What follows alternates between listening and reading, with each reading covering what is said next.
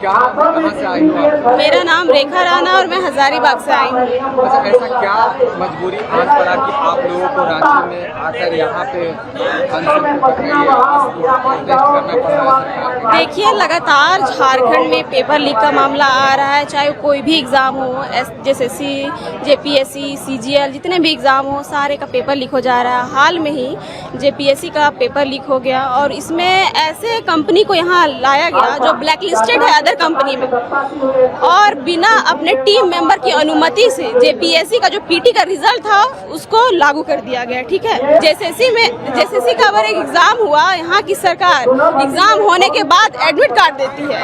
इसी को लेके कि लगातार झारखंड की जो शिक्षा व्यवस्था है उसकी नैया डूब चुकी है। इस कारण से जो छात्र है वो सरकार से फ्रस्ट्रेटेड हो चुके हैं, अपने फ्यूचर के लिए वो चिंतित है कि उनका भविष्य इस प्रकार से डूब चुका है कि उन्हें मजबूर हो गए हैं वो लोग यहाँ बैठने के लिए, क्योंकि सरकार उनके मुद्दों को नज़रअंदाज कर रही है। क्या लगता है कि सरकार नजरअंदाज कर रही है? ऐसे तो अगर केंद्र का जो नीट परीक्षा था उसमें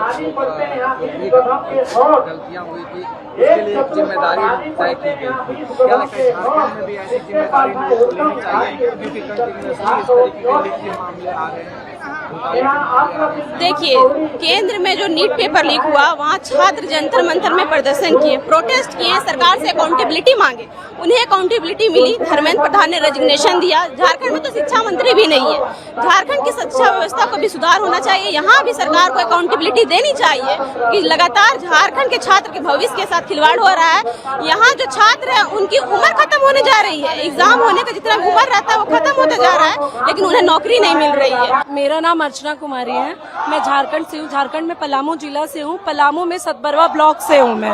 देखिए, नौकरी JPSC घोटाला हुआ और JSSC घोटाला हुआ।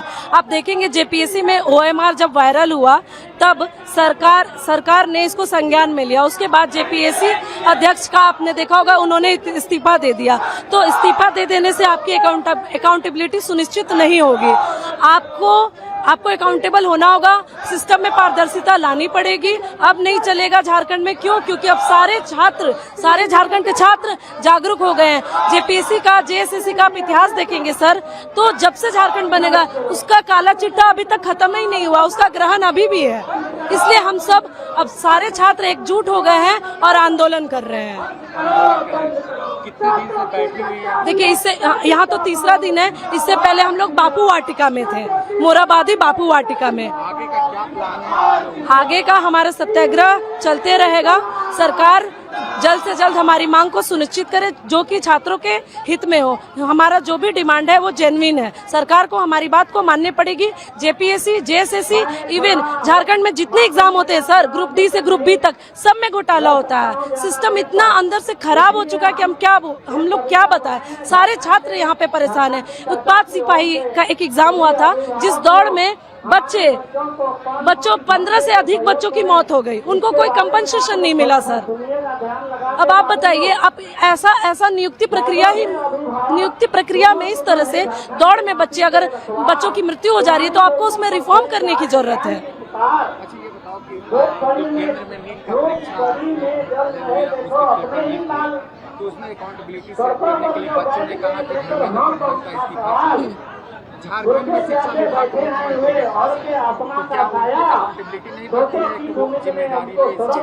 वो राज्य के मुखिया है, बिल्कुल उनकी जिम्मेदारी बनती है। मेरा राज्य सरकार से नम्र निवेदन है कि वो जल्द से जल्द छात्रों की बात सुने। JPSC, JSSC झारखंड के में जितने भी एग्जाम है उनका रिफॉर्म करे। और मैं बता देना चाहूंगी कि सरकारें आएंगी, सरकारें जाएंगी, लेकिन सिस्टम में जो नियम कानून और उसमें बैठे लोग अगर सही से काम नहीं करेंगे तो छात्र अपना आंदोलन इस तरह से लगातार चलाते रहेगा। क्यों? क्योंकि अब झारखंड का युवा, झारखंड का अभ्यर्थी जाग चुका है। अब वो अपने अधिकारों को जान चुका है। हम भीख नहीं मांगते, हम अपना अधिकार मांगते हैं और वो हमें उन्हें देना होगा। उन्हें हमारे अधिकारों को सुनिश्चित करना होगा। अभी झारखंड में कहा जाए तो राहुल गांधी यानी कांग्रेस की सरकार और JMM की सरकार है।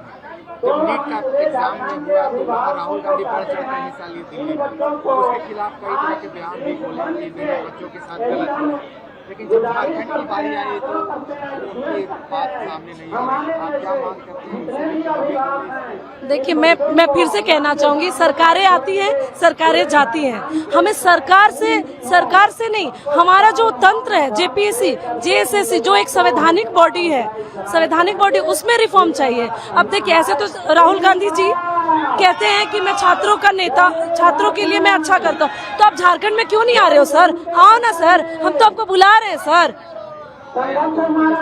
जी आप आओ ना, आप छात्रों से बात करो, आप हमसे मिलो, हम छात्रों से मिलो, आप क्यों नहीं आ रहे हो? विपक्ष का हमेशा काम रहेगा कटाक्ष करना। विपक्ष भी एक लोकतंत्र का भाग है सर। आप आओ, हमसे बात करो, हमारी समस्याओं को सुनो। और सर, मेरा नाम राजकुमार कश्यप है और मैं चतरा जिला का निवासी हूँ। वो चतरा जिला जहाँ पे आज से 5 साल पहले लोग कहते थे जहाँ जगह जगह पे खतरा है, उसी का नाम चतरा है। मैं पूरा नक्सली प्रभावित क्षेत्र से आता हूँ और आज की शिक्षा व्यवस्था इतनी लचर हो गई है कि लोग, युवा शिक्षित होने के बाद भी उपद्रव वाला स्टाइल अपनाना स्टार्ट करने पे मजबूर हो रहे हैं। तो हम चाहते हैं सरकार से कि आप हमारी दरख्वास्त को, हमारी रिक्वेस्ट को अच्छे ढंग से पहले देख लीजिए, हमारी क्या मांगे हैं। आप रिक्रूटमेंट नहीं ले रहे हैं सर। 9 साल से दरोगा का बहाली नहीं आया इस राज्य के अंदर। मतलब हम लोग, ऐसी विडंबना कभी नहीं हुई है झारखंड में कि 9 साल तक एक वैकेंसी को रखा जाए पेंडिंग में। आप बोलते हैं कभी फरवरी में आएगी, मार्च में आएगी, अक्टूबर में आएगी, नवंबर में आएगी, लेकिन अभी तक कोई नहीं लिया है। अब बताइए आप ही, जिस छात्र का 21 साल उम्र है, वो तैयारी स्टार्ट करता है, 30 साल तो ऐसे ही पार हो गया। 1-2 साल का प्रक्रिया में उसका ऐसे ही पार हो गया उम्र, उसको क्या मिलेगा? तो ये सब शिक्षा व्यवस्था जो है उसको बहुत अच्छे से रिफॉर्म करने की जरूरत है। आप देखेंगे चारों तरफ यहाँ छात्र हैं, आप आकर के मिलिए, आप खुद समझ में आएगा कि क्या प्रॉब्लम है। आप सरकार में बैठे हुए हैं, आपको लग रहा है कि नहीं ये तो एक पॉलिटिकल प्रोपेगेंडा के तहत चलाया जा रहा है। नहीं सर, सब छात्र हैं यहाँ पे, कोई पॉलिटिकल नहीं। आजकल के छात्र बुड़बक नहीं है कि किसी के बोलने पे हम लोग आ जाए। हम लोग अपना कंधा जो है पॉलिटिकल लीडर लोग को नहीं दे सकते हैं कि वो हमारे कंधे पर रख के बंदूक चला दे। तो ये जो है सिस्टम, अभी मैसेज भी देखे होंगे, सरकार की तरफ से ट्वीट किया जा रहा है कि ये बच्चे लोग जो है पॉलिटिकल पार्टीज ऐसे नहीं पा रही, तो अब इन लोगों को आगे कर दिया। नहीं सर, छोटे छोटे भाई लोग यहाँ पे ला करके समोसा दे रहे हैं, छोटे छोटे बहन लोग यहाँ पे केला दे रही है, ताकि हम लोग मजबूती से लड़ सके। वो लोग हम लोगों को आगे कर रहे हैं कि भैया आप लोग लड़िए, वरना हम लोग कहाँ जाएंगे। दूसरे स्टेट में हम लोगों को वैल्यू नहीं देती हैं। ऐसा क्यों होता है? जहाँ पे जो सरकारें होती है वो गलतियाँ होती है तो पॉलिटिकल एजेंडा बना देती है। देखिए सर, ये ईगो का बात है। एक्चुअली ये ईगो का बात है। ये सोच रही है सरकार कि बीजेपी, अभी वहाँ पे धर्मेंद्र प्रधान जी ने इस्तीफा दिया है, तो उसी का जो प्रेशर है हम लोगों के ये पे मतलब ढकने का काम करिए। नहीं सर, ये आपके राज्य की गलतियों की वजह से आज हम लोग यहाँ पे। आपने एक दिन से ऐसा नहीं कर रहा है। पिछले 26 सालों से जो आपका रवैया है ना, वो किसी स्टूडेंट को नहीं भाया है। और आपका हर साल इस तरह का पेपर लीक वाला समस्या आ ही जाता है। सीआईडी जैसी एजेंसियां, उनका काम क्या है? वो, मैं ऐसा समझता हूँ कि झारखंड राज्य सरकार के अंदर में सीआईडी एजेंसियां काम करती है। ये राज्य सरकार के व्यवस्थाओं के अंदर लिमिटेशन है उनकी, तो वो अपना बातचीत करके और जो मैटर उभारना था उभार चुकी हैं। अब सीबीआई जांच हो, ईडी जैसे एजेंसियों से जांच हो, ताकि हम लोगों के जो भी लूपहोल्स हैं उस पर प्रॉपर रूप से एक्शन लिया जाए और उसको रिफॉर्म करके शिक्षा प्रणाली व्यवस्था को ढंग से सही से लागू किया जाए, ताकि हम लोग फेयर तरीके से एग्जाम को रिक्रूट करके और हम लोग एग्जाम पास करके हम लोगों का जो हक है वो हम लोगों तक पहुंच पाए। मेरा नाम कमलेश चौधरी है और हम 2021 से लगातार एग्जाम देते आ रहे हैं। 7वीं से 10वीं, 10वीं से 13वीं और अभी 14वीं जेपीएससी, यानी 3rd अटेम्प्ट मेरा जेपीएससी का है और जेएसएससी का 1 अटेम्प्ट दिए। इसमें हम लोग देखें कि जेएसएससी का जब एग्जाम लिया जा रहा था तो इंटरनेट सेवा बंद करके और खुलेआम सीट बेच दिया गया। तो जेएसएससी नहीं रहा, वो तो झारखंड सिविल सर्विस कमीशन हो गया। झारखंड कर्मचारी चयन आयोग का नाम बदल गया, वो झारखंड सिविल सर्विस कमीशन हो गया। और जेपीएससी में देख लीजिए कि जेपीएससी झारखंड लोक सेवा आयोग, इसका नाम बदल करके हो गया झारखंड परमानेंट सेल कमीशन बन गया ये। क्योंकि अभी जो झारखंड सरकार की सीआईडी गठन हुआ है, उसमें जो जांच हो रहा है, उसमें एक व्यक्ति का गिरफ्तारी हुआ है। उस व्यक्ति का नाम है अभय तिवारी उर्फ मनोज तिवारी। और वो व्यक्ति इतना ब्रिलियंट है कि झारखंड के जनता जो 3.5 करोड़ है, उसमें से एक वही व्यक्ति है इतना ब्रिलियंट कि वो अपना भी नौकरी लगवा लिया, खुद सिस्टम में बैठा हुआ है, अपना पत्नी का भी नौकरी लगवा दिया, अपना भाई का भी नौकरी लगवा दिया, और तो और पूरा उसका रिश्तेदार में ब्रिलियंट है, सबको नौकरी दे दिया। हम लोग मांग कर रहे हैं कि जो भी अपराधी है उसका सीबीआई जांच हो, फास्ट ट्रैक कोर्ट से सजा हो, और जो अपराधी है उसका घर पर बुलडोजर चले, संपत्ति जब्त हो। और ये चिंगड़ी मछली है जो सरकार दिखा रही है ना, सीआईडी वाली, सीआईडी गठन करके कि ये अपराधी हैं, ये अपराधी असली नहीं है। असली अपराधी जो असली बड़े मगरमच्छ हैं वो सरकार में बैठे हुए हैं। हम लोग नाम नहीं लेना चाहते, हम लोग सुरक्षा में नहीं है। इसलिए सर हम बता रहे हैं, इमोशनली अगर बताने लगेंगे तो आपको रोना आ जाएगा। हम झुग्गी झोपड़ी वाले घर से आते हैं, हम यहाँ से हायर एजुकेशन लिए है रांची यूनिवर्सिटी से, लेकिन अब हमको कोई कहेगा कि सरिया सेटरिंग में काम करो तो हमको अच्छा नहीं लगता है। हमारे माँ बाप बहुत गरीब हैं, अंगूठा छाप हैं, 8 साल हो गया। अब माँ बाप भी पूछते हैं कि क्या कर रहे हो, कैसे एग्जाम दे रहे हो, लेकिन माँ बाप तो अंगूठा छाप है, उनको कैसे बताएं 40 लाख क्या होता है, 30 लाख क्या होता है, 1 करोड़ 20 लाख क्या होता है। यहाँ डीएसपी का सीट, वीडियो का सीट 1 करोड़ 20 लाख तक में बेचा गया। ये हम नहीं कर रहे हैं, सीआईडी कर रहा है। और सीआईडी पर भी हमें भरोसा नहीं है, क्योंकि दूध का रखवाली कभी बिल्ली नहीं कर सकता है। पिछले बार सीआईडी जांच हुआ, जो अपराधी पकड़े गए, नेपाल में पेपर रटवाया गया, असम में, पटना में होटल में पेपर रटवाया गया, उन सबको जेल भेज के और फिर से जेल से निकाल करके नौकरी दे दिया। और कहा, बाद में बात को पलट दिया, बोला कि तो सिर्फ बाहर उगाही हो रहा था, सीट नहीं बेचा गया था। लेकिन उसी सीजीएल में से अभय तिवारी निकले हैं, वो 4 गो एग्जाम में टॉपर हैं, फर्स्ट सेकंड करके 4 एग्जाम में।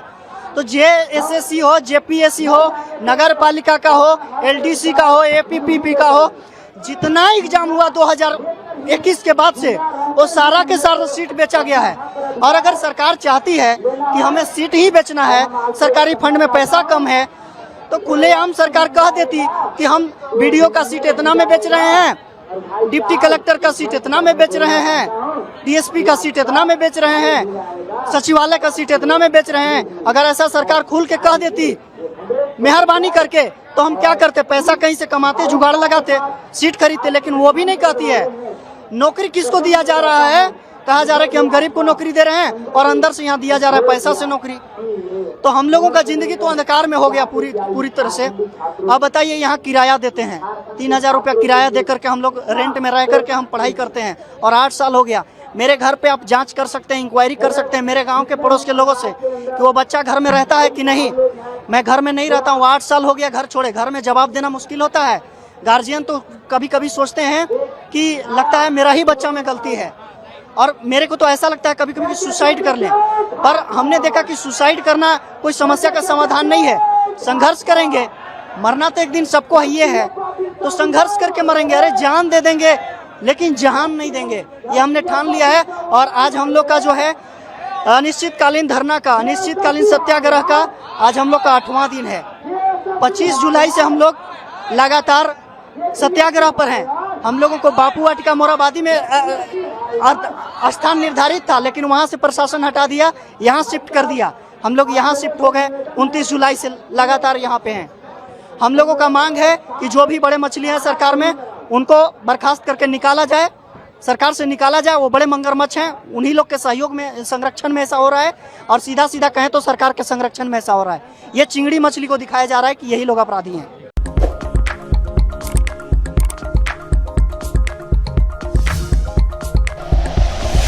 Like and share videos, subscribe करें हमारा चैनल और प्रेस करें बेल आइकॉन। न्यूज़ 11 भारत, सच है तो दिखे।